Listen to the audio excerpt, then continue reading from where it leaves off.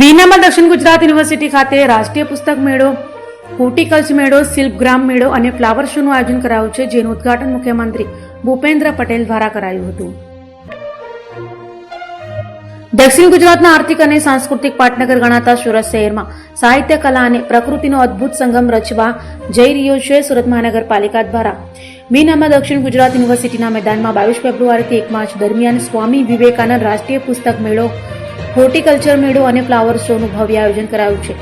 આ બહુ આયામી મહોત્સવનું વિધિવત ઉદ્ઘાટન મુખ્યમંત્રી ભૂપેન્દ્ર પટેલ અને કેન્દ્રીય જળશક્તિ મંત્રી CR પાટીલના હસ્તે કરાયું હતું. વડાપ્રધાન નરેન્દ્ર મોદી લેખિત પુસ્તકોનું theme pavilion, Namo reading corner, letters 2 PM section પણ ઉભા કરાયા હતા.